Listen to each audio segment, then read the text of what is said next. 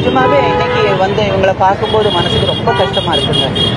நான் இன்னும் கொஞ்சம் சீக்கிரமா நான் வந்திருக்கணும். ஊரில் இல்லாதனால தான் என்னால் வர முடியல. அதுக்காக உங்ககிட்ட எல்லாருக்கிட்டையும் முதல்ல நான் மன்னிப்பு கேட்டுக்கிறேன். நீங்க வந்ததே ரொம்ப பெரிய விஷயம். ரொம்ப கஷ்டமா இருக்கு. இவங்க கேட்குற இவங்க கோரிக்கைகள், இவங்க ஆசைகள் எதுவுமே வந்து அதிகமானது இல்லைன்னா கிரீடி அப்படின்னு இல்லை. அவங்க வந்து எங்களுக்கு உள்ளது எங்களுக்கு கொடுத்துடுங்கன்னு தான் சொல்றாங்க. எங்களுக்கு நீங்க ஜாஸ்தி பண்ணி கொடுங்க, நீங்க எங்களுக்கு அதை பண்ணி கொடுங்க, இதை பண்ணி கொடுங்கன்னு எதுவுமே அவங்க கேட்கல. இதுல வந்து கொஞ்சம் லேடிஸ் எல்லாம் உட்காந்து பேசுனது நான் டிவியில நான் பார்த்தேன். அவங்க சொன்ன ஒவ்வொரு வார்த்தையும் அப்படியே ஈட்டியால குத்துற மாதிரியே இருந்தது. எங்க 5 வருஷம் ஒரே இடத்துல உட்காந்துட்டு இருக்கீங்களே, ஒரே வேலை செஞ்சுட்டு இருக்கீங்களே, அதை விட்டு போங்கன்னு சொல்லும்போது உங்களால போக முடியலையே. 15 வருஷமா 20 வருஷமா ஒரே வேலையை நாங்க செஞ்சுட்டு இருக்கோம், எங்களை எப்படின்னு நீங்க தூக்கி வெளியில போடலாம்னு அவங்க அந்த லேடிஸ் பேசும்போது கஷ்டமா இருக்கு. நான் இங்க வரும்போது எனக்கு 20 வயசு இருந்தது, இல்ல 15 வயசு இருந்தது, இல்லைன்னா 25 வயசு இருந்தது. எனக்கு இப்ப 40 வயசு ஆச்சு, 50 வயசு ஆச்சு. இதை நம்பித்தானே எங்க வாழ்க்கை போயிட்டு இருக்கு, இதை நம்பித்தானே என்னோட ஹஸ்பண்ட், என்னோட அப்பா அம்மா, என்னோட குழந்தைகள் அப்படின்னு சொல்லி ஒவ்வொருத்தரும் பேசும்போது ரொம்ப கஷ்டமா இருந்தது. அதுல ஒரு அம்மா வந்து மீடியா அழங்க வரும்போது கீழே விழுந்து அழுகிறத பார்க்கும்போது அப்படியே ஒரு மாதிரி ஆயிடுச்சு. என்னோட அம்மா அப்படி இன்னொருத்தர் காலில் விழுந்து அழுத எனக்கு எப்படி ஃபீல் ஆயிடுச்சு, அந்த மாதிரி நான் ஃபீல் ஆனேன். ஒரு அம்மா வந்து பேசும்போது எப்படி என்ன நாங்கள் செத்தாலும் சாவங்களுக்கு அப்படின்னு சாவை பற்றிலாம் அவங்க பேசுகிற அளவுக்கு ஒரு மன வருத்தத்தை இந்த இதில் அவங்க கொடுக்குறது ரொம்ப கஷ்டமாக இருக்குது.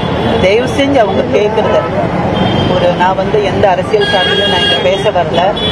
என்னோட உள்ளத்திலிருந்து இவங்களை பார்த்து இவங்க பண்ணுற வேதனை, அவங்க கேட்குற விஷயம் உண்மையானது சரியானதுன்னு ஃபீல் பண்ணுறதுனால நான் இங்கே வந்திருக்கேன். ஆனால் ஒரு விஷயம், இந்த டைமில் மக்கள் திலகத்தையும் புரட்சி தலைவரையும் புரட்சி தலைவியும் நான் ரொம்ப மிஸ் பண்ணுறேன். அவங்க இருந்திருந்தா இப்படி ஒரு விஷயமே நடந்திருக்காது, எப்போவோ சோல்வ் ஆயிருக்கும்னு நான் ஃபீல் பண்ணுறேன். பட் சரி பரவாயில்ல, அவங்க கடவுள்கிட்ட இருக்கிறாங்க. பட் இருந்தாலும் இவங்க கேட்குற இந்த கோரிக்கை தயவு செஞ்சு பாருங்க. 12 நாள் ஆச்சு அவங்க வந்து.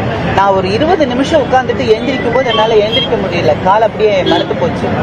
12 நாளாக உட்காந்துட்டு இருக்காங்க. டே நைட் வெயில் எதுவுமே பார்க்காம. நைட்டில் வந்து ஏதாவது கடிச்சா கூட அவங்களுக்கு எது கடிச்சது, எங்கே ஹாஸ்பிட்டல் எடுத்துகிட்டு போகிறதுன்னு கூட அவங்களுக்கு தெரியாது. அவங்களுக்கு ஒவ்வொருத்தருக்கும் ஒவ்வொரு மெடிக்கல் கண்டிஷன் இருக்கும்.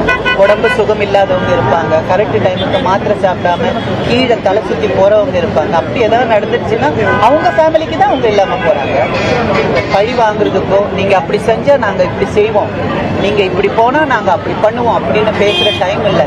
தயவு செஞ்சு அவங்கள மறுபடியும் வருத்தத்தை கொடுக்காம அவங்க ஃபேமிலியோட அவங்க இருக்கிறதுக்கு அவங்க கேட்குற இந்த விஷயத்த தயவு செஞ்சு இந்த அரசாங்கம் செஞ்சு கொடுக்கணும். அது என்னோட ஒரு கோரிக்கை, வேண்டுதல். அவங்களுக்காக நான் உங்ககிட்ட வேண்டிக்கிறேன். Thank you so much. நீங்கள் நல்லா இருப்பீங்க, பண்ணி கொடுங்க.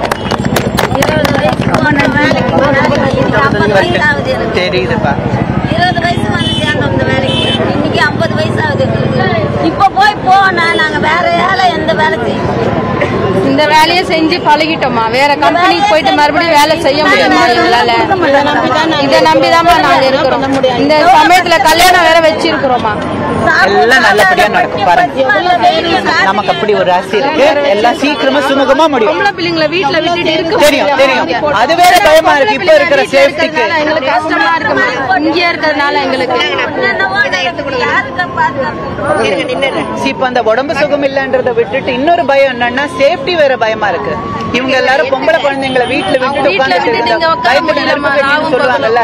ஏன்னா இப்ப வந்து நல்ல விஷயங்களா நடந்துட்டு இருக்கு, யாராலையும் வெளியில போக முடியல. அந்த அளவுக்கு சேஃப்டி ரொம்ப மோசமா இருக்கு. அப்படி இருக்கும்போது நோயை பயப்படணும், வேலையை பயப்படணும், கிரைம பயப்படணும்.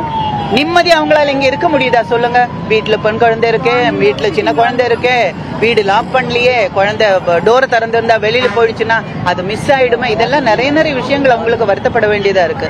தயவு செஞ்சு நிம்மதியே இல்லாம இருக்கிற அவங்க லைஃபுக்கு ஒரு பாசிட்டிவான ஒரு ரிசல்ட்டை கொடுக்கணும்னு என்னோட ஆசை. Thank you so much.